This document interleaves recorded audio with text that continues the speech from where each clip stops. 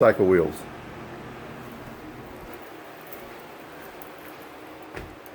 In a bicycle shop. This is off my XR650. Went riding a couple weeks ago and I bent this old rotor, the brake rotor. I hit a big rock and bent it. I tried, on a bicycle. I have this tool that I use for bending, bending that style of a disc, bending it back. It's about 2 millimeters thin. Pretty easy to bend those back, but I couldn't get this to bend back to keep it from rubbing on the brakes. Plus, they give you a spec on this. It's minimum thickness 2.5 millimeters, and if you look at the wear on this thing, you can kind of see the ridge. There's a lot of wear right here in the middle of the rotor. It's down. It's worn down well below 2.5 millimeters. And so I decided to get a new rotor. And so this is now garbage. I got a new rotor on there.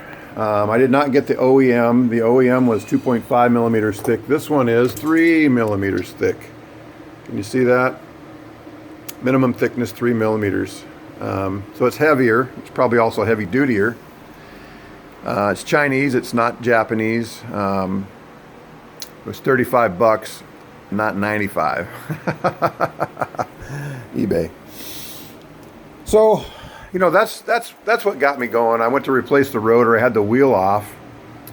Went to replace the rotor, and I put the old wheel in the truing stand and got to truing it. Oh, it had a broken spoke too. So I'm replacing the spoke, truing the wheel. I'm all proud of myself because it came out pretty good.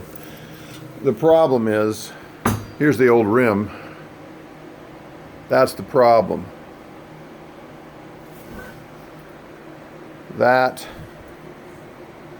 These XR650Rs by Honda were, it won the Baja 1000 8 times, something like that. It's a 650.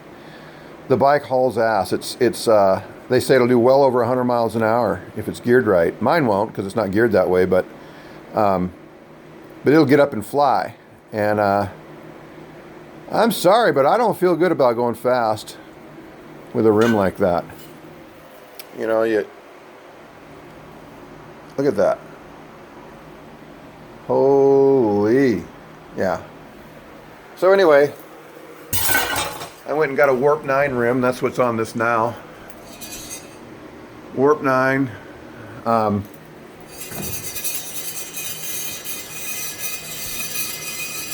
Nice and round.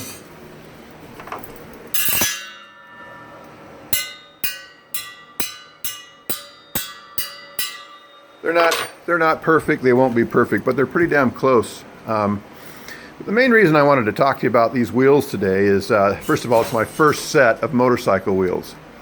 I'm pretty familiar with bicycle wheels. I pretty much feel like I'm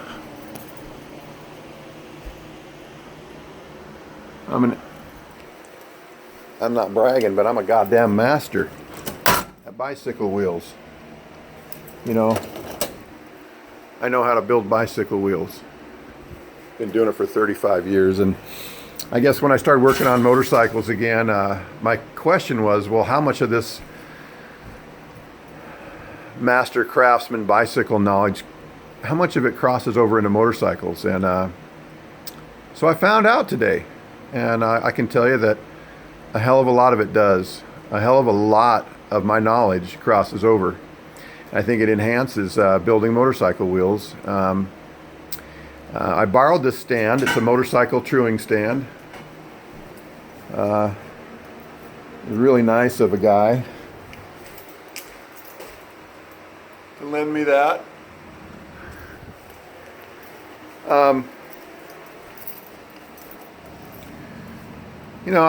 probably get if I do more of these wheels, I'll probably get my own stand. You can get them from about 60, 70, 100, 120 bucks. You get a real nice stand. But this is it's your basic stand. I'm just using a spoke here as a feeler gauge. I got a clamp with, and it works fine. I can tell you this works good too. But you really don't need that. It's just a patience factor. This is way faster. This is a little more cumbersome getting set up, but it works just fine. You can use it for lacing this way. You can also get it for lacing this way. What you want is a nice, round, true wheel. And according to the manual,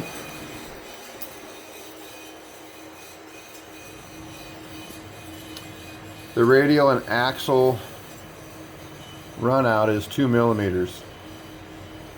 So I've easily accomplished that.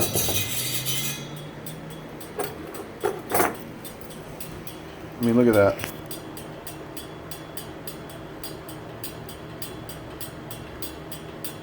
It's not perfect, but it's well within 2 millimeters. And look at this way.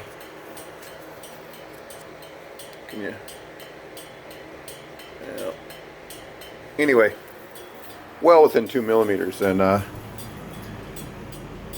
me get my notes.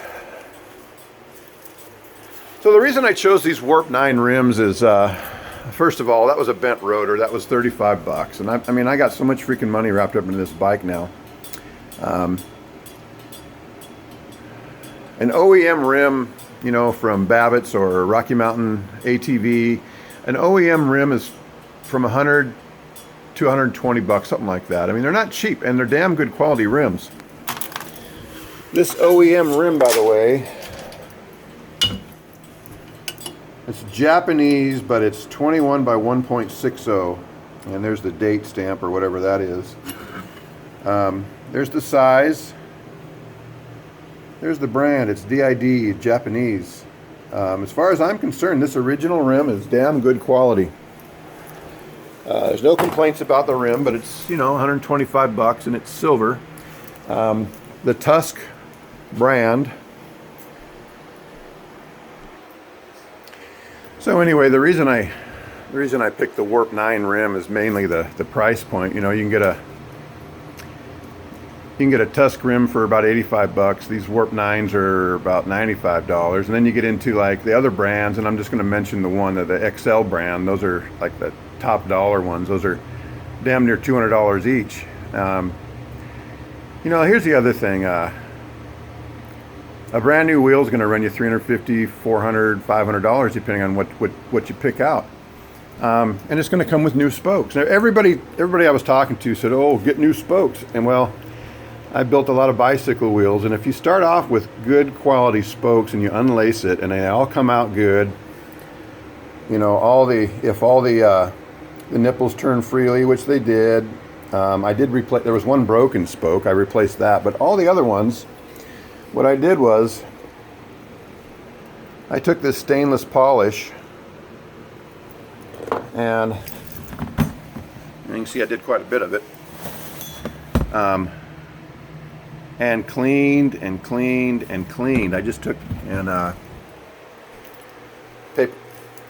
paper napkins and just scrub-a-dub-dubbed. It took quite a bit of work, and I'm not kidding. It probably took me an hour to clean all those spokes.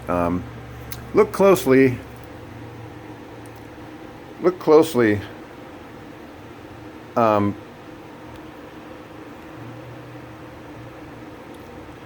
one thing I didn't do is I didn't polish the ends of the spoke, and I think that would have, it would have made it look a lot better. I mean, they came out looking pretty good though. They're shiny. You can't see too much corrosion or oxidation. They're not perfect, but they're not 95 bucks either.